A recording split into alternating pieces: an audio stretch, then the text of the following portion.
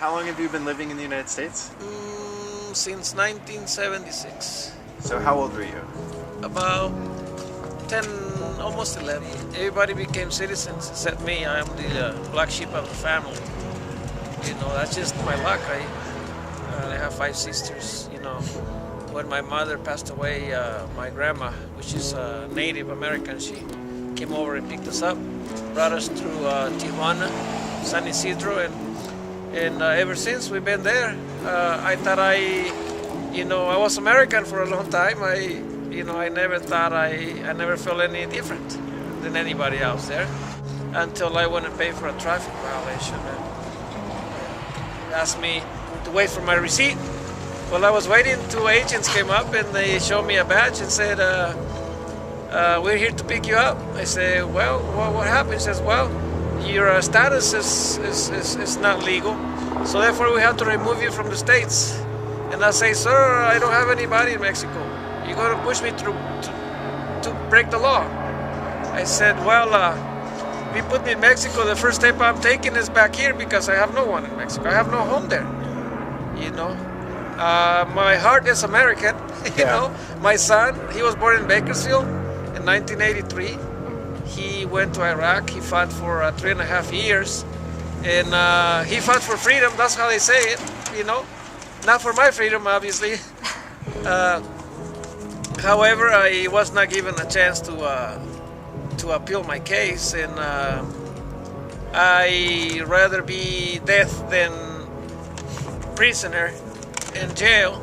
So therefore, when they asked me if I want to get out of jail, if I want to sign a paper, I didn't even hesitate about it. I just signed it, and here I am. Were you prohibited from re-entry? What does the paper say? Big time. How many years? Like 20 years.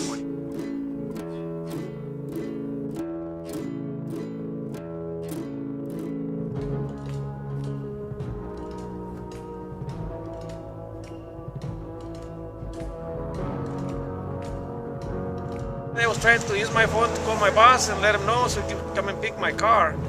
And they just took the phone and broke it in half, and they said, "Here, you're not allowed phone calls here until you get to the station. We'll allow you 1 phone call." So now that you're in Mexico, what does that mean that your phone's broken? I have no contacts. I have no one to call. I'm stranded. I'm stranded. Nobody knows I'm here because my boss knows I'm gone, but he doesn't even know where I'm at. And your family?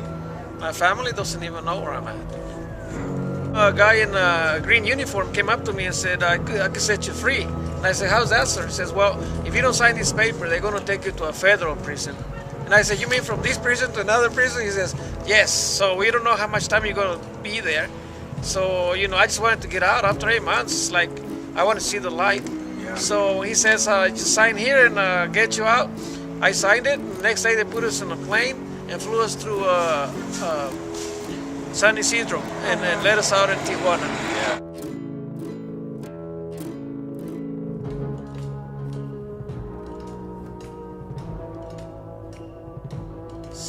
Pretty broken down spiritually, or if you want to say emotionally. Me, myself, I'm a pretty strong guy. I deal with my son.